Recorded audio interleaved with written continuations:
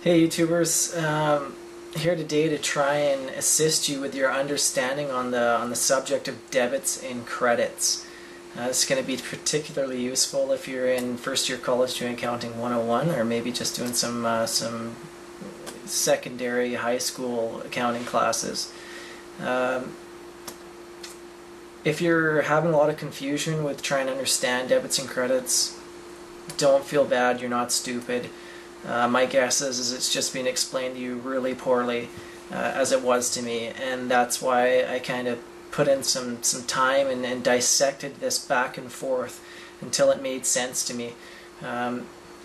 If you're anything like me, the subject of debits and credits was explained to you as, debits go on the left side of your T account and credits go on the right, and don't think into anything more than that. Just remember that.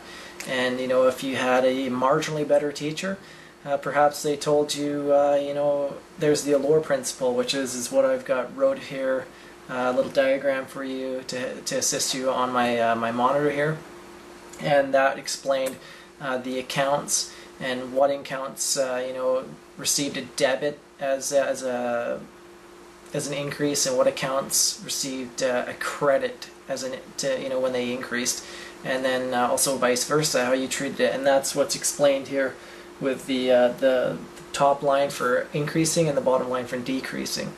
Now I'm going to explain this just a little better for you, or at least I hope to, and make this subject a whole lot easier for you.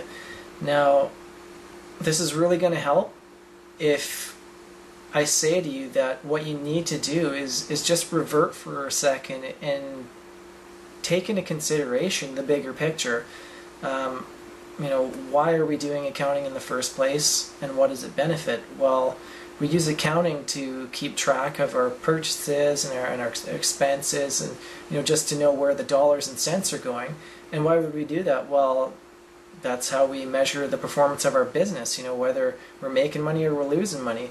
And so that is the bigger picture, is it's about business. So why do we go into business in the first place? Well, we go into business to make money, or at least, anybody who logically goes about it, that's the reason they get into business, for the need of money. So the reason why the accounts are structured the way they are is focused around the asset accounts. The asset accounts are of the utmost importance because they're the value to the business. They're the blood of the business, the life form of the business. That's what makes the business worthwhile or not. So everything is focused from that view with the importance of the assets. Now, in order for assets to be created in the first place, whether they're cash accounts, which are asset accounts, or they're just any kind of resource accounts, maybe you're in a lumber, like a cabinet making business, and that's what you do for a living, or you're in kind of design work, and you need cloth, you need fabrics to make dresses for you to sell for your business. Those are all resources, and they're assets to you. That's what you use to make money, and so they're assets. Now, in order to get assets in the first place, we need to get them from somewhere. And so how do we get them? Well, that's the process of accreditation.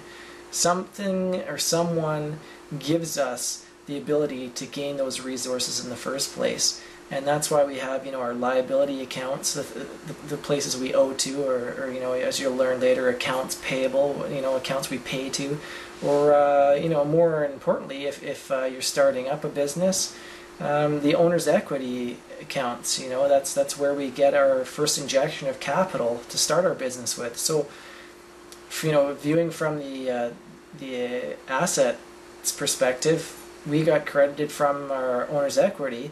And we owe to that, essentially. If that really wants it back, then we got to give back to that. And with revenues credit us as well. So we gain our resources, namely cash, from revenue activities, right? The revenue accounts, be whatever they are. So maybe you're a lawyer and and you talk on the phone doing solicitations, that's a revenue. That's the service you provided to get money coming in to increase your asset account of cash. Okay, so that is the primary focus here, is that asset accounts are increased by liability accounts, owner's equity accounts, and revenue accounts. Okay, so you don't have to just accept that credits mean right and that debits mean left. Credits are credits. There's that term, you didn't just learn it for nothing your whole time growing up. Credits are crediting an account, and it's crediting to asset accounts. Okay, so as I explained, the liability accounts, the owner's equity accounts, the revenue accounts, they credit to the asset accounts. Now, some are more kind of inconvenient to us than others from the perspective of assets. We prefer to get credited by our revenues because that means we're selling our services, whether it was the dresses that I mentioned about the design shop, or the lawyer talking on the phone, or the cabinet maker. That's our revenue source. That's what we do to earn and inflate our asset accounts to build them up, so that for the purpose of having cash, right? So this is why, if you look at on the Allure function, it's set up that our asset accounts are debited, our liabilities, our owner's equity, and our revenue accounts are credited, and then we have this expense account, which I'll talk to the nature of expense accounts being debited. I'll talk about that in a minute.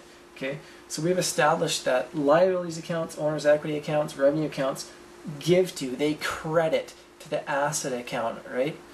And let's say we had to pay back one of these liability accounts. Say like we got some material for our fabric store on account, and it was credited to us, and after 30 days we had to kind of pay off our account, right? Because they wanted their money too. They're trying to increase their asset accounts. Then we would credit our asset account and debit the liability account. We would credit to that account. We would give to that liability account.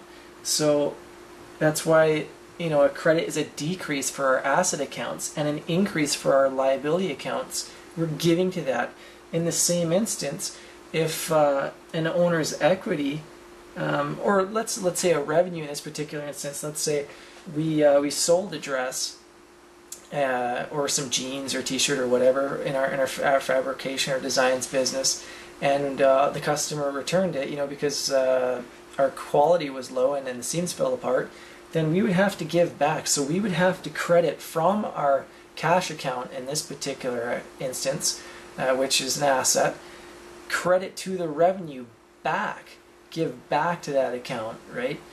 And that would cause a credit from our asset account. The asset account gave to the revenue account, and it caused a decrease in the asset account. And that's why a credit is a decrease to an asset account. Perhaps you're starting to see the relations here. I don't mind sounding a bit redundant, because this is kind of one of these things that takes a bit of wrapping your head around, and people kind of learn at different levels. So, like I say, always look at the asset accounts initially. Liabilities, owner's equity, revenue give to the asset accounts. That's why they're credited. Now, I'll talk about the expense account, because you might be asking yourself, oh, well, why is it that an expense account is treated like a debit account? Well, an expense account is debited because we only ever give to the expense account. We never really ever take from the expense account unless we overpay an expense. Say we overpaid our phone bill or our utilities, like our rent. We overpaid our rent, which you'll learn about in prepaid expenses. But for just basic explanation here, we're not going to talk about prepaids. Expense accounts, we only give to them, and just like our, when the revenues and the liabilities and the owner's accounts give to assets, that increases them. When the assets give to expenses, that increases the expenses, and it decreases from our asset account. So it's credited.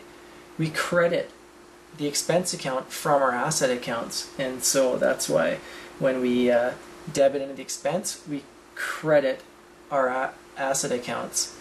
So hopefully that provides you with some bit, sort of an explanation that's useful to you, so that you can understand and not just have to take at face value what's going on. Oh yeah, sure, okay, yeah, debits, they go on the left and credits go on the right. Well, what happens when you're faced with new unfamiliar accounts? Well, if you're able to view them properly and say, okay, well, this new account, it does it give to my business, or does it take from my business? Or you'll be able to say to yourself, okay, well, I'm able to recognize this as an account that credits me, increases my assets, or it takes from my assets, whether it's cash or whatever that asset account may be, your supplies, whatever. So hopefully that's helpful to you. It's a sound explanation, and you'll no longer just have to sit in confusion and wonder what's going on.